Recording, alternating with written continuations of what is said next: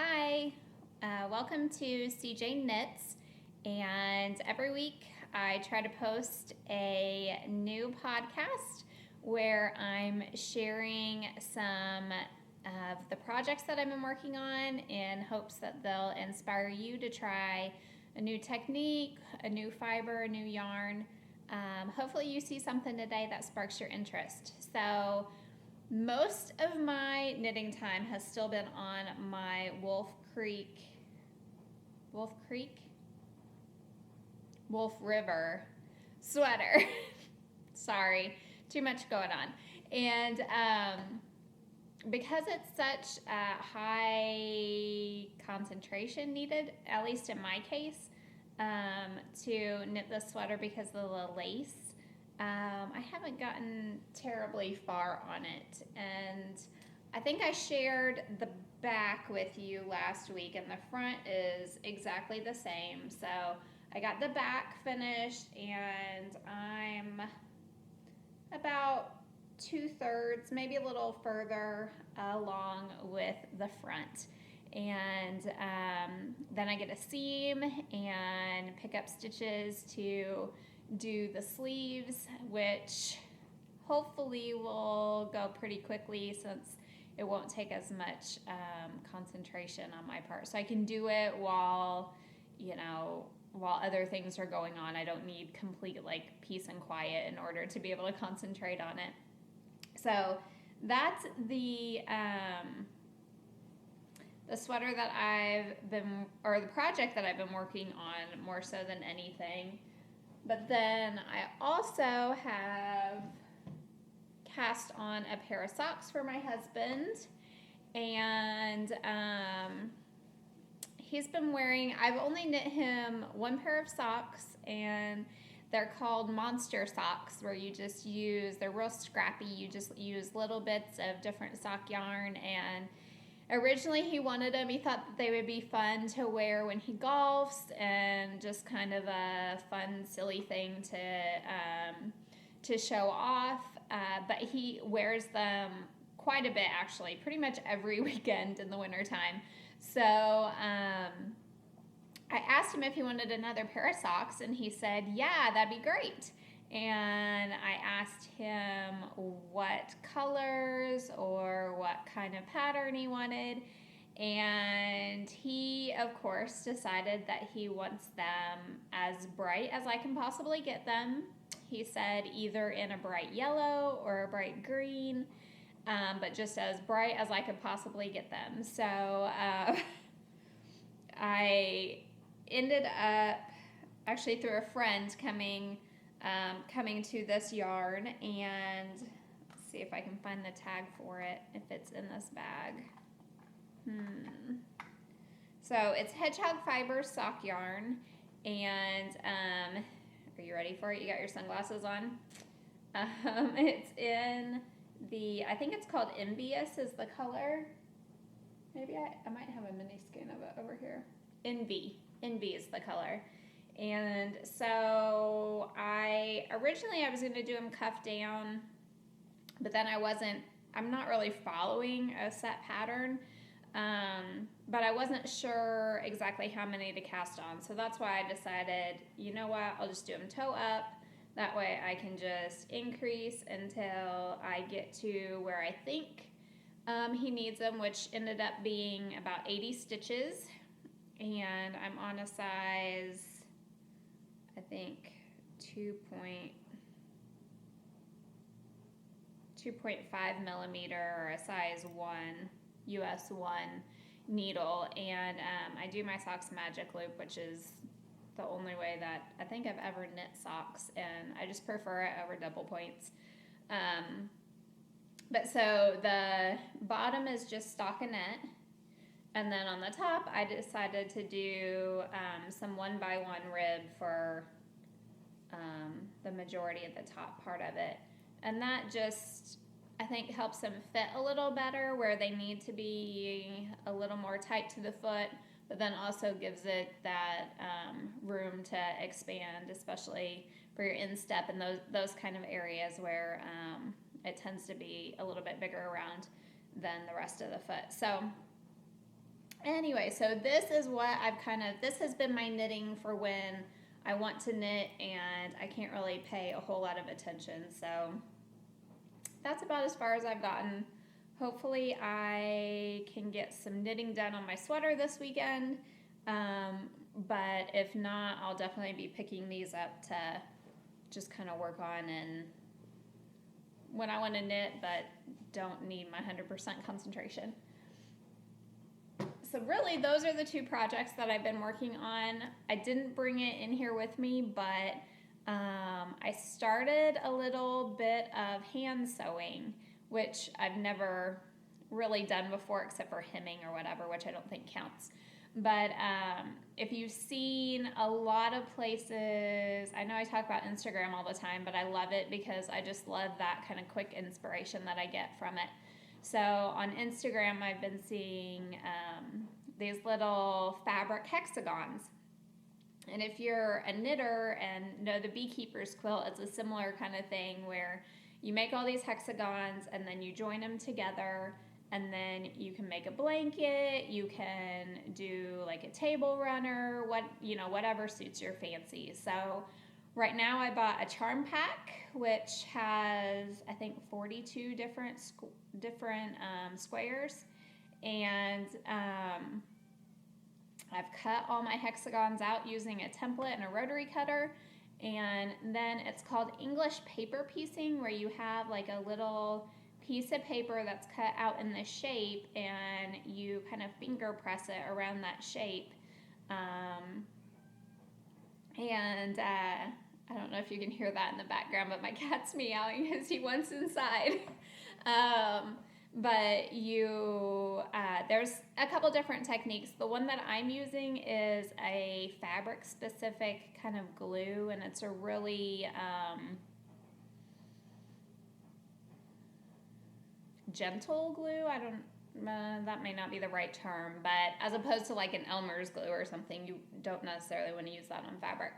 So anyway, these have just been kind of a fun little distraction, something that's still a handcraft, which is what I enjoy, but quite a bit quicker than if I were knitting the beekeeper's quilt hexagons, to just be able to cut them out with a rotary cutter in this template and then piece them together.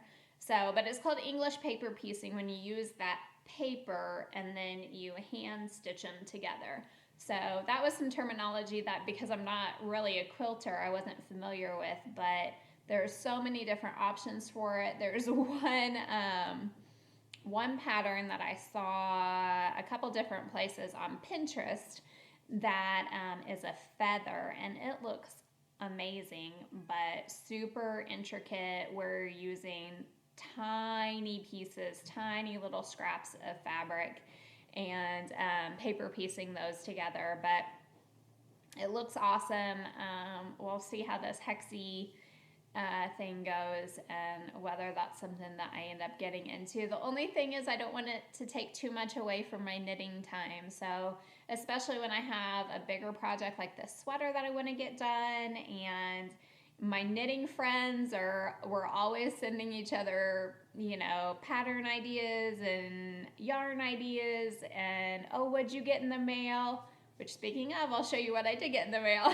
And just inspiring one another. And so there's not enough time to knit right now everything that I want to knit, let alone to add another craft to that. But I think it'll just give me a little boost and maybe make me a little more energized in my knitting, because I've gotten kind of bogged down with this sweater. It's fun and it's going to be an awesome piece to wear, but because it is more intricate than what I'm used to knitting, it's kind of, I'm not quite as excited to knit on it, if that makes any sense.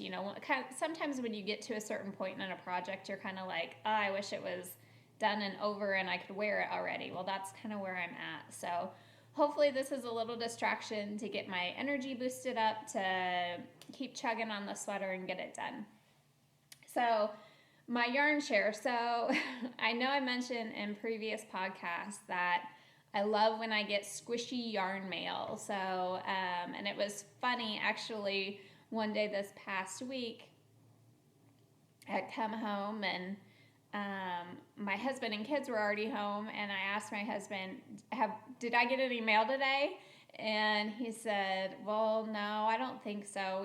Whatever is up where we normally put our mail. And he's like, you didn't get any yarn packages, if that's what you're asking about, which of course was what I was asking about. So that was a bummer for that day, but I did get yarn in the mail the next day, so that was exciting. So here's what I got. This is actually 2 different days. I think this came on Saturday. So this is, if you watched any of the other episodes, you know that I love plucky yarn. And so this is one of their new bases. It's called Dandy, and it is 58% baby Surrey alpaca, 14% silk, 14% nylon, and 14% cashmere. And I got the Grumpy Old Sailor colorway, so it's this really pretty dark teal, and I hope the color shows up. That's probably a little more like the color. I hope it shows up okay on the camera, but if not, you could go to their website and look. But it is just so soft, and it's a bulky weight. So I think I've shared my Bella mitts before, which the ones that I knit are a real dark red, and they have a cable that runs down the front and then some ribbing on the cuff. So I made them shorter so I could get them out of one skein, and I think I'm going to do the same thing here. So I'm super excited about that, and just especially to try a new base. So what I've been telling myself is that once I get my sweater done, then I'll allow myself to cake this up. So with my Swift and ball winder, cake it up, and then let myself cast that on, because I know that'll be a quick, more instant gratification kind of project. And sometimes you need those to break up bigger projects. So this is my kind of incentive, other than actually wearing the sweater, which will be awesome. But this is kind of my incentive to get the sweater done sooner rather than later. So Dandy in the Grumpy Old Sailor colorway. So that was awesome to get. And speaking of plucky, I got an email this morning, one of their newsletters, and they have actually launched today a having yarn available on their webpage, basically, is what it is. So previously you had to wait for an update, whether it was on Etsy or whether it was on their website, in order that way. And now they're going to be offering where you can go online. Not everything is available, but a lot looked like it was available this morning. So that's exciting because it just gives you another option for purchasing with them. And I can't say enough good things about their yarn, just the different fibers that are together. So like with that Dandy, there's 4 different fibers blended there, and it's amazing to work with, and everything that I've knit out of plucky yarn has been, amazing quality and never any problems. So if you get an opportunity and you want to check it out, go to thepluckyknitter.com, and up at the top of the web page there's a shop link, and so you just click on that and it'll bring up what's available, and it's going to be ever changing. So whatever they have as far as inventory, and I assume that they're going to dye some just for like the regular users and popular colorways too. So anyway, so that's exciting if you want to try some plucky. The other thing that I got, which this was the package that I was asking my husband if we got in the mail, is my hedgehog fibers order. So, I talked last time that I signed up for their sock club, and where you get 2 skeins, one of one colorway and one of another colorway each month. And I absolutely love that. And obviously my husband's socks are knit in hedgehog sock, and I have a pair of socks for myself that are knit in the same yarn, a different colorway, and so I love it. It's just, the colors are so vivid, so saturated, and they're just really awesome. So if you get an opportunity to try it, you should. They're from Ireland, and I am so surprised by how quickly I get my packages from them. So I think I ordered, from the time I placed this order to the time I actually received it was probably a week and a half, which I think is really fast. It may have even been less than that, but a week and a half from the time I placed the order is awesome. I mean, coming from Ireland, it's just that you can't beat it. So anyway, so what I got, I got a full skein of cinder, and these are all in their sock base. They also have a single ply base, which looks really awesome too, and would be great for, especially for shawls. And then I think they have a lace weight, like mohair blend. I haven't looked too much at it because I'm not a huge fan of mohair, but if you are, you should definitely check them out, and it's hedgehogfibers.com. And then the last update that they had, which I ordered from, they had mini skeins, which I thought was really cool. And they have a lot of really neat speckled kind of colorways and variegated kind of colorways, but I decided I was going to get some of the tonals to kind of pair up with the club yarns, which are mostly variegated colorways. So that way I have a little more flexibility and can look at the actual color next to the yarn to see if I wanted to order a full skein, which one I would lean more towards. I am absolutely loving this coral color. I don't know that I have anything specific in mind for it, but it's just really, really pretty. But yeah, so I got 5 mini skeins and 1 full-size skein, and I'm excited. I'm not sure exactly what I'm going to do with it. There were a couple patterns that I was looking at. Martina Bem has a pattern called Lefty, and it's kind of intended to use your leftovers for the stripes and these kind of leaf-looking shapes that are along the border. So I might do that. I think it would be really fun in these brights. There's just so many different things. You know, I mean, you can mix up a pattern, add stripes to it if it's something that's just stockinette, just to give it that pop of color. So anyway, I thought it would give me some options, and I'm super excited to use that on something. And then these 2 things to share. My knitting friends are so awesome.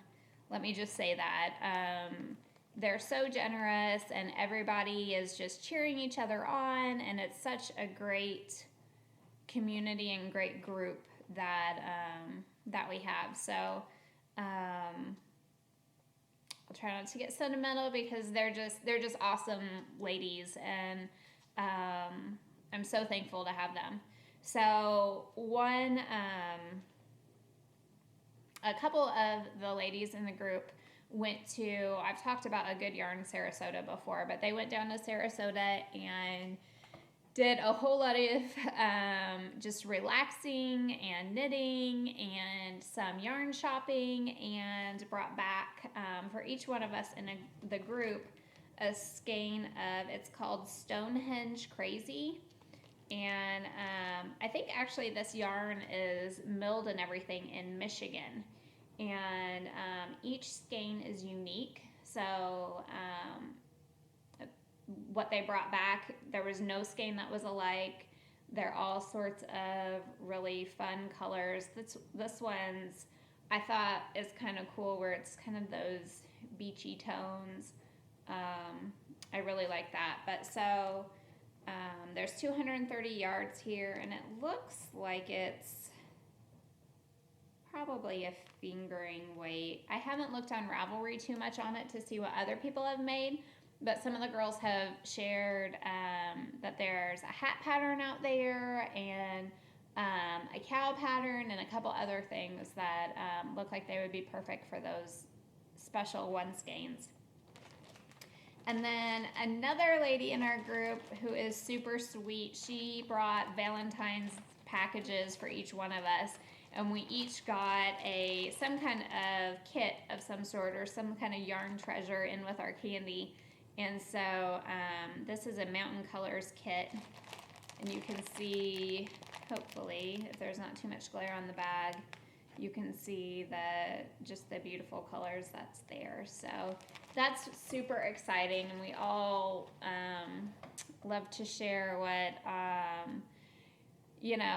whether it's ideas for patterns or whether it's yarn with one another. Just, it's so exciting to see what people are working on, and to be a part of that community again.